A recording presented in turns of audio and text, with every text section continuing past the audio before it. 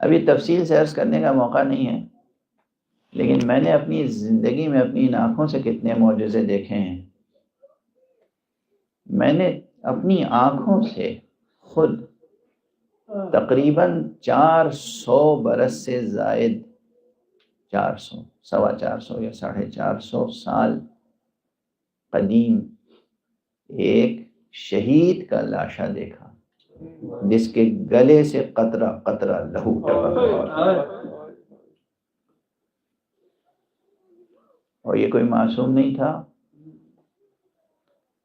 یہ شہید یہ کوئی معصوم نہیں تھا۔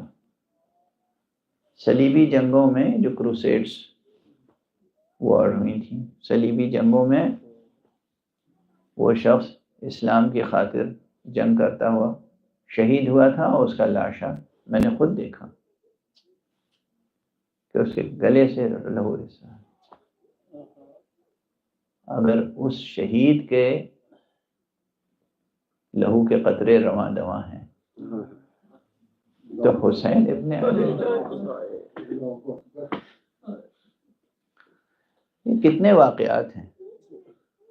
آپ کو اور دو ایک واقعے کے بس اجمالاً بریفلی پاسنگ ریفرنس، 2 مرتبہ کم سے کم تاریخ میں یہ دیکھا گیا، جناب حمزہ سید الشہداء۔ معلوم ہے نا کہ تاریخ اسلام میں سب سے پہلے سید الشہداء کا لقب جناب حمزہ کو دیا۔ جناب حمزہ سید الشہداء، ان کے لاشے کو 2 مرتبہ قبر ان کی شگافتہ ہوئی۔ اب تفصیل نہیں عرض کروں گا، بڑی کردناک تفصیلات ہیں، لیکن دونوں مرتبہ دیکھنے والوں نے یہ دیکھا کہ جب آپ کے جسم مطہر کو ٹھیس پہنچی تو تازہ لہو پھوٹ پڑا۔ یہ جناب حمزہ سید الشہداء، وہ تو حمزہ سید الشہداء تھے۔ تاریخ میں یہ بھی موجود ہے، کوئی اور نہیں، معصوم نہیں، معصوم کا گناہگار، لیکن وہ گناہگار جسے معصوم نے معاف کر دیا۔ حور کے لاشے سے متعلق یہ واقعات کتابوں میں موجود ہیں کہ آقا حسین نے حور کی پیشانی پہ جو ایک رومال باندھا تھا، اپنے وقت کے ایک بادشاہ نے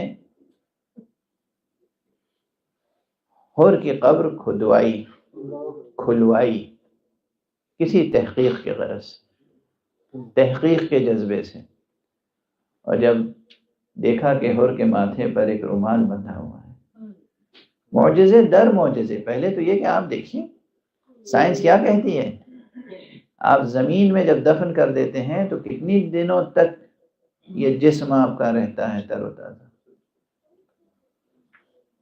لیکن پھر میں عرض کروں، میں آپ کے سامنے عرض کر رہا ہوں، میں نے ایک تو وہ شہید کا لاشا دیکھا 400 برس پرانا، جس کے رگے گردن سے لہو بہ رہا تھا، اور میں نے صحن مبارک امیر المومنین میں نہ جانے کتنے لاشیں دیکھے میت ہیں کہ جو 200 برس پرانی، 150 برس پرانی، 300، ان کا کفن تک میلا نہیں ہوا۔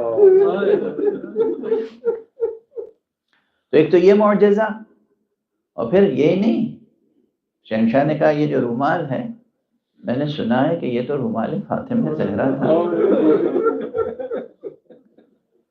یہ رومال کھولنا چاہا، جیسے ہی رومال کھولنا چاہا، پیشانی حور سے تازہ لہو بہنے لگا۔ اگر پیشانی حور سے تازہ لہو بہ رہا ہے،